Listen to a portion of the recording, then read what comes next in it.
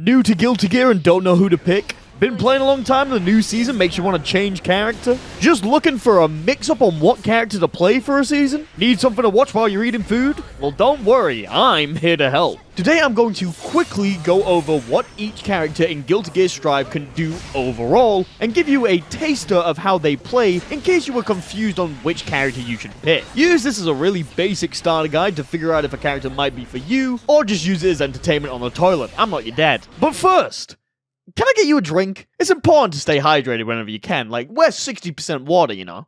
Don't worry though, it's completely free, since this channel is now partnered with Gamer Supps! Choose from a wide variety of flavors like Dragon Fruit Punch, Emotional Damage, Cajo's Blood Orange, Blowhole Blast, Lean. The Blowhole Blast is really nice, I swear. With 0 sugars, 0 carbs, and basically 0 calories, it's an amazing alternative to other high-sugar caffeinated drinks out there. You gotta understand, they sent me a care package when we first started talking about doing a partnership, and I haven't drunk anything else since. I've replaced all of my soda with Gamer Supps. It's genuinely really good. Drink out of a shaker that proves that God is dead and abandoned us a long time ago. Also known as a waifu cup. But what if I don't like it? You will! I mean, don't worry, you can try it now for absolutely free. Gamer Supps has a free samples taster test for you where you get 3 different flavors for the low price of $0 and 0 pennies, whatever you Americans use. Simply click the link in the description, add the taster test to your cart, use code HE'sGecking, which will automatically be applied if you use my code, and you'll get your taster flavors for free anywhere in the world. There is no place to put your card information. You cannot give them your money if you tried. This offer only applies for 48 hours though, so make sure that you get those samples as fast as you can. I know I've partnered with other energy drink brands in the past, but trust me, Gamer Supps is really good, and you can see that for yourself if you try it for free now. And while you're at it, you can use my code HE'sGecking to get 10% off any of their tubs, shakers, merch, or whatever other crazy stuff they've got going on over there. I've even heard if we sell enough of the stuff, they'll put me in one of those cups. Or was it on one of those cups? Oh god, I hope it was on. So what are you waiting for? Go to my link in the description and get your free Gamer Supps today. Now, let's talk about Guilty Gear characters. Sol is your basic level gorilla. He hasn't got a lot going on in terms of ridiculous mix-ups, relying mostly on mids and strike throw setups, but there is one thing that he absolutely excels at in Strive. Pumping big fucking damage! Sol just dispenses damage like he bought way too much of it, and he needs to get rid of it before his grandson-in-law comes back like it's a sitcom. Since Wild Assault was added, Sol has been able to deplete your health bar off of a stray hit and send you through the wall off of basically everything. Which, to be fair, most characters can do now, but Sol just rinses your health bar while doing it. He's like a horror movie villain. You get counter hit once and suddenly you just shit yourself. Sol is pretty strong with his patch, but currently the apes believe that nobody is playing him at his peak potential. So maybe you could become the one ape to rule them all. Or you could just join the pack, because we all know that ape together strong. If you're the kind of person to look at plain pasta and begin salivating, then you probably want to play Kai. Being the whitest of white bread, Kai is the closest character to a Shoto that this game has, with one unique mechanic: the shock state. By hitting the opponent with a special move that has him summon lightning, Kai puts the opponent into a shock state, which improves the property of a lot of his moves. Wait, sorry, did I say hit? I meant if the attack connects with the opponent at all, because not only is this unseasoned chicken of a character a well-rounded character, he's also privileged as fuck. He's even getting a new move in the next patch apparently, because he definitely needs it. Kai has everything you could ever need to beat your opponent, with the only downside of him being that you'll get weird looks if you have any seasoning on your food. For the love of God, just put some salt on it, please! An actual demon. She doesn't flinch at torture, human trafficking, or genocide. She's not loyal to a flag or a country, or any set of ideals. Unless it's a hot pirate man. Mei is like Sol in the sense that she dispenses damage. The only difference is that Mei does it in a way that's cringe and annoying. Being the greatest SeaWorld raider, Mei is able to overwhelm the opponent with as many dolphins as there are in the ocean, and hit you with an anchor that is literally bigger than her. Being a charge character, she's definitely not for everyone, but if you like absolutely destroying your opponent and screaming like a maniac every time you charge forward, then you'll probably like her. Just don't blame me when the devil shows up at the end of your bed at 3 a.m. Oi, bruv, I'm British. This is bad, innit, mate? Being technically the most canonically powerful being in the entire Guilty Gear universe, Axel takes his ability to time travel and jump between universes and uses it to throw sickles at his opponents at the other end of the screen. Being one of, unfortunately, several zoners, Axel plays the game like the opponent is an IRS agent and he's a multi-billion corporation, as he throws pointless shit their way until they inevitably leave him alone. The only difference being this time the person leaving them alone died. Having a lot of long-hitting normals and one of the strongest projectile moves in the game, Axel players will tell you that they have to predict the future in order to outplay their opponent. But in reality, they just have to press 6K every once in a while. Wow, look at that, my opponent's jumping! Boop. Also, if you play Axel in the English voice, that's a hate crime and you deserve to be detained. You ever wanted to feel like you snorted a whole bag of cocaine before robbing some poor bastard on the street for everything that he owns? Then you'll love playing Chipp, the extradite who plays like he's still on something. Having technically the fastest walk and dash speed and technically the lowest total HP of the whole cast, Chipp's plan is to run in, overwhelm you, and get out before he dies a horrible, horrible death. Chipp is the concept of high risk, high reward, being able to constantly mix up the opponent and choose when he actually wants to fight. Chipp has an aggressive game plan and is able to control the battlefield with his overwhelming speed, in theory. In reality, high-level Chipps hang back and wait for you to do something stupid while slapping you 25 times with the fastest hitting moves. Until eventually you get them in the corner and it becomes, "No! I'm just a little guy! Please don't hit me! No! I only have 447 effective HP! No! Hold on, I gotta get into the correct mindset for this one. Give me a second. Ah! You know what's funny? Grab. You know what's funnier? Grab. You know what's the funniest? Grab.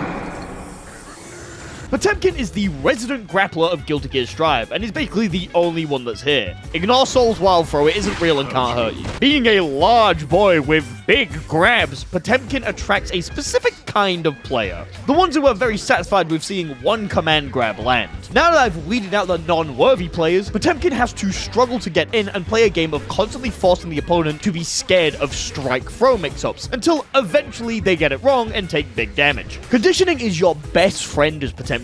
And once you finally get someone to just block, the match is basically over. Or you can spam backwards Mega Fist, that also works apparently. Look at this gangly loser, I bet they don't even have a medical license. Faust is the weirdo of the cast. Being an item character with a lot of large hitting normals, he's able to control the screen really easy, and force his opponent to adjust to an ever-changing game state based on whatever item he pulls out of his literal arse. But what does he have to work with at his disposal? Well, he has a Looney Tunes prop, pig bait, yummy, yucky, pipe bomb, so cool, the wig from that 80s outfit that every 35-year-old single man wears at some point, that thing that killed Nessie, the only tool you'll ever need, the skeleton noise maker, and the boy! Each of these change the game states in their own different ways, with some of them being major changes and some of them being minor. And if you randomly pull out the boy on me, I'll come round to your house and take a crap on your desk. Apart from that, he's very good at boxing his opponents out and being an overall nuisance. Hate this guy.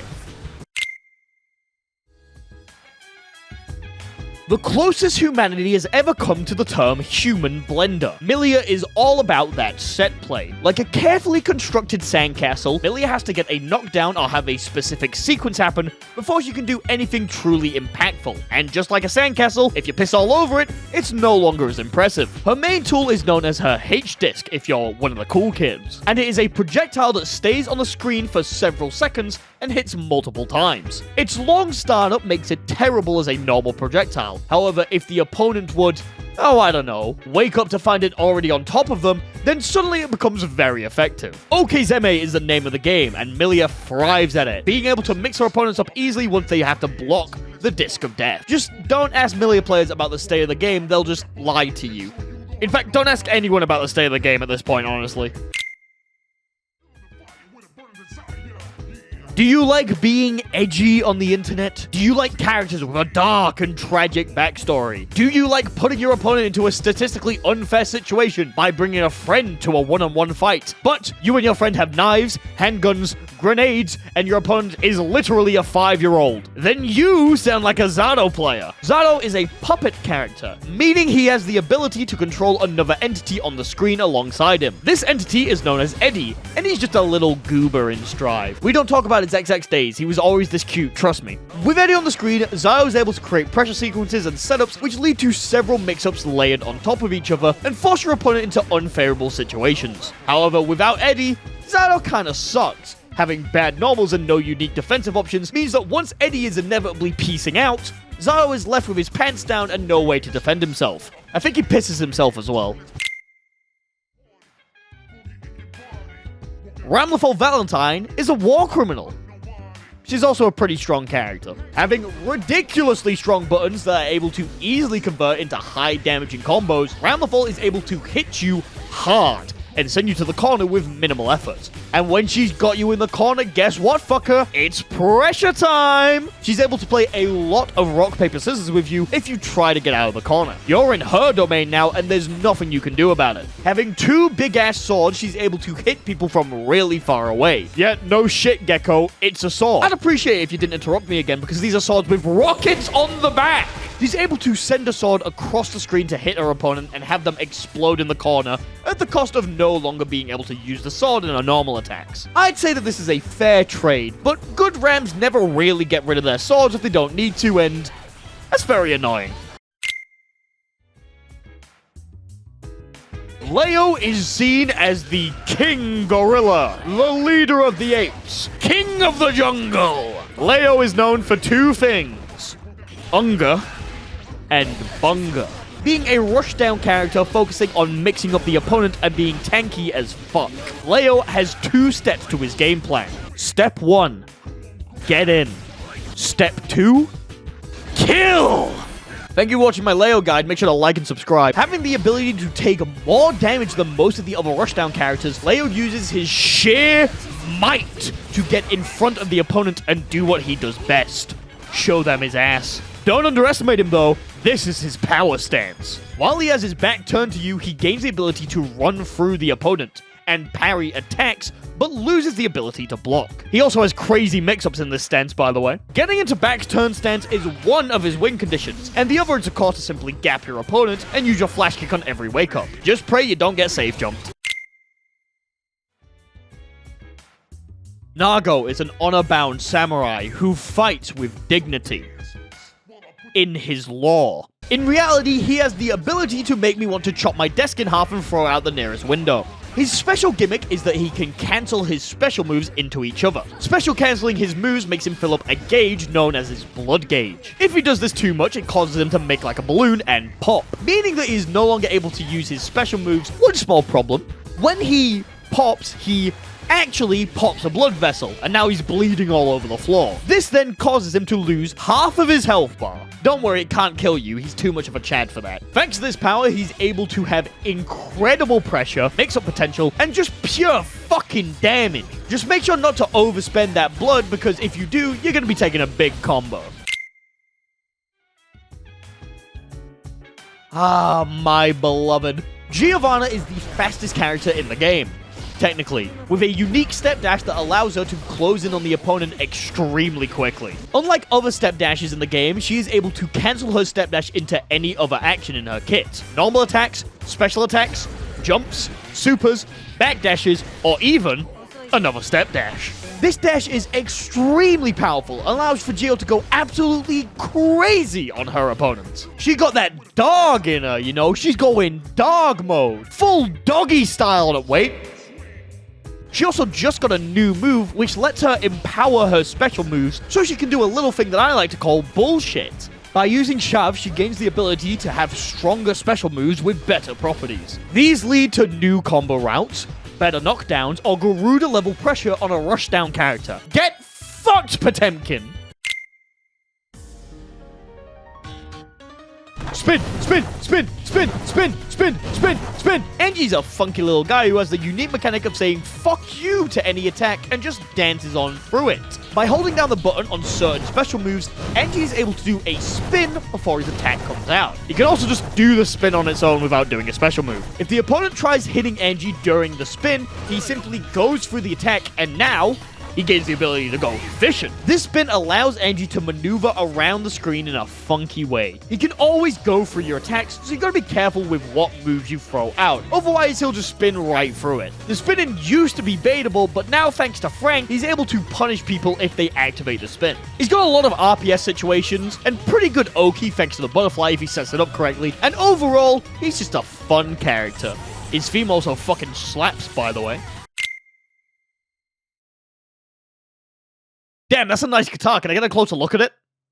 Ah, cheers. Ino is a high mix-up rushdown character who uses her unique dash in order to get a high-low mix-up on her opponent. When she dashes, she flies slightly in the air, meaning she's able to use her aerial options. However, because of this, her approach options aren't the best, since she forces herself to fly through the air, and if she blocks something, she ends up going further back than when she started. This makes a lot of her approach options predictable, since, oh boy, I wonder what she's going to do now. But ignoring her god-awful neutral, Ino is able to mix your shit extremely easily and quickly thanks to this dash. Trying to block against an Ino player is like trying to figure out if that person is actually flirting with you or just being nice. Like, they've been nice a lot, and I don't know if that's just them being like a nice person. Are they nice to everyone, or is this just me? Like, is this how people even flirt with each other? And before you can even get your answer, you're dead. Ridiculous mix-ups for shit neutral. What a trade. Gold Lewis is a big body character that does a lot of damage while having one of the easiest to understand kits in the game. You swing your stick in a half circle, and he swings the coffin in that direction. That's literally most of his kit. The only other things he has are a bomb and a gun. Truly the most blue-blooded American. All of the coffin swings do different things, but just know, if the swing doesn't start directly in front of Gold Lewis, then it's plus, and your only option is to cry about it like the bitch that you are. Gold Lewis struggles with one thing though, and that's moving. Like, literally moving anywhere. Being at his best in the corner for obvious reasons, Gold Lewis has to play a harsh neutral game in order to get into a game-winning position, is what I would say if White Wild Assault didn't exist. But when he gets you there, the game is just completely over. So basically, don't get put in the corner! While Gold Lewis is the truest American in the world, Jacko ends up on the complete opposite side of the political compass. This isn't my win. It's our win. Jacko is able to summon 3 little fellas known as the Boys. When the boys are on her screen, she is able to get them to do different commands. Attack, defend, disappear, and fucking blow up. Using the boys, she's able to create sequences where she is extremely plus, does a lot of damage, and makes the opponent want to wither away right on the spot. She's able to use them for corner pressure and as zoning tools, by running away from her opponent and just chucking them like they're pieces of garbage. Fucking trash! Yeah! On her own, she's not terrible. She has pretty decent normals and a super reversal, but she definitely becomes extremely strong when the boys are back in town. Just be prepared to do an absurd amount of research to figure out how to play this character optimally and convert weird situations into devastating damage and pressure. Basically, she's better Zato. He has a gun! Happy Chaos is one of the strongest characters in the game, since he has an actual functioning revolver. He has 6 bullets and a focus gauge, which are both required to not be empty in order to fire his gun. Being one of the more technically challenging characters, Chaos is able to have amazing zoning and amazing offense with his gun, by Dark Souls rolling through you or making you feel like Sisyphus rolling the boulder up the hill. His defense is terrible and his health is but he can literally shoot you, so what's the point? Baiken is the one and only samurai Guilty Gear is known for. Please don't look at him. She has the ability to take something that costs Anji 50 meter and put it on a special move. The parry, also known as Higari, allows her Baiken to deal a bunch of damage when the opponent hits her while she's in the stance, or more accurately at the start of the stance since it only lasts 7 frames. Using this, she can beat frame traps, safe jumps, general mashing, and can use it to farm clips on Twitter.com. Aside from that, she has the ability to make herself extremely safe and has strong mix-up options with her instant overhead Yozan-sen. Her neutral isn't that good, but she can literally cause the opponent to stick to her in her preferred range by slamming a tether on them with Escabari. She even gets it off of a throw, and has some of the best post-throw mix-ups in the game. Baiken is like a snowball, getting better and better the more and more she does in a match. But she needs to get started in order to win. She also looks like she belongs on a GamerSup's waifu cup. Use code HE'sGekken for 10% off your degeneracy right now! Behold, my gender neutral. Laugh! Testament is an extremely strong zoning character who is able to use their long mid-range normals and succubus setups in order to keep their opponent exactly where they want them. If Testament has their crow connect with the opponent, they are put into a state known as Stain. In Stain, any attack that connects to the opponent causes the Stain to pop, putting the opponent in more block stun, or causing them to fly upwards in the air, leading to a full combo. With this, Testament is able to lock the opponent down and go for basic high-low mix-ups from mid-screen, and causes me to have a fucking aneurysm. They're so close to being cool, they have the potential to be cool, but they just keep throwing fucking skulls at me. Did you know that they have a teleport? Yeah, neither do most Testament mains apparently. Bridget's a bit of a quirky character with 2 modes of play that overlap one another. In neutral, Budget is able to box out her opponents with long normals, making it hard to approach her. Her above average walk speed allows her to be able to change position pretty easily and keep her opponent away. Then when Bucket gets a good hit on her opponent, she's able to convert that into hard hitting, ridiculously strong Oki pressure by putting her yo-yo on you and doing somersaults towards you. When she's in this position, she's able to get several high-low mix-ups and very strong pressure, with tools like Rock the Baby, to make you scared of a random throw coming your way. Bracket uses these different tools in order to play a hit-and-run playstyle, where she pushes her advantages until it no longer becomes beneficial to her, and she backs off, letting her opponent run into her long yo-yo strikes. Brisket. Sin is a neutral-based footsies character who takes what his dad does and makes it actually cool and interesting to play. Having amazing pokes like his 2S being able to check the opponent in a bunch of different ranges before rushing in and putting on the pressure. Having follow-ups on all of his special moves means that Sin is able to force himself into more favorable situations by spending a bit of his unique bar to cover his mistakes. He can make himself plus after his slide, dive in and strike with his Heartbreaker, do another hit on his DP, or just shove you away after his overhead. He can also dash by spending some of the same meter that he uses for the follow-ups. And this gets him right in front of the opponent's face. So if they were expecting a strike follow-up, he can just whoop! An aggressive footsie character. Very nice. Also, he can Kara cancel fucking everything! Bedman? More like bed? Bedman is one of the weirdest characters in Strive, having an extremely powerful pressure-based moveset where all of his specials have follow-ups. Wait a minute.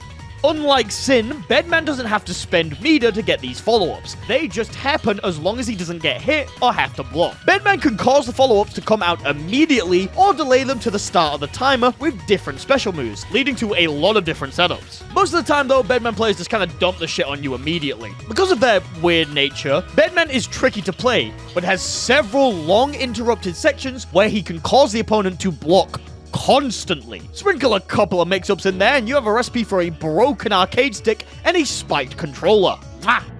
Beautiful. Asuka is the big bad evil guy of the Guilty Gear franchise, and because of that he's a fucking twink. Being a nerd who ran to the moon for being too much like his idol Oppenheimer, he spent all of his time working out. at the library. Asuka uses different spells in order to beat the shit out of his opponent, having 3 different sets of spells, all being called different test cases. Test case 1 is his standard spells, test case 2 is focused mostly on zoning tools, and test case 3 is funky. All of them are useful in their own right, but test case 3 lets you do teleports and put gravity sticks above your opponents so they get surrounded by cubes. So you're gonna end up using that one the most. Asuka is the kind of character you play if you want to play someone complex, but don't really want to have to try more than you need to. Just react to whatever spells you get and you'll win. Johnny! The newest addition to Guilty Gear Strive, Johnny has the ability to mix up his opponents with ridiculous high-low mix-ups that easily convert if he has his unique mechanic on the screen, the card. By using specific special moves, he throws a card at his opponent like he's ordering a drink at a bar, knowing full well he's out of money. If he hits the card with a Misfinder attack, he causes the card to explode and hit the opponent. And that card causes a guard crush, by the way. If they get hit by the card explosion, then it's combo time, as Johnny styles on them, looping the situation over and over, until eventually the opponent either dies or gives up on boredom, because, let's be real, you don't know the crazy Johnny combos. Are you mad? Wow, that was a lot of characters, huh? Of course, this is just the most basic overview of what makes each character unique and what their main appealing factor to players are. All of these characters have a bunch of depths and mechanics that I wasn't able to mention in this video, and you'll easily find that depth the more that you dive into them. The beauty of Strive is that every character seems like they're extremely easy on the surface, but the more and more you play, the deeper they get, until you find yourself in a trench of knowledge and mechanics that you didn't even consider before. The way the characters and the game mechanics meld into each other is where the depth of the game comes from, and each of these characters has the ability to absolutely dominate given the correct opening and right amount of skill. Guilty Gear Strive is a great game, and every character is extremely fun to play. So pick the character that you think is the coolest. I hope this video has helped you choose your main character or the next character that you want to play. Thank you all for watching, and I'll see you all next week.